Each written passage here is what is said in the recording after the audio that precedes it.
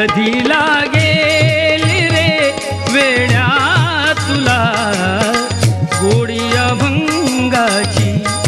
बघून घे सावळी मूर्ती आता त्या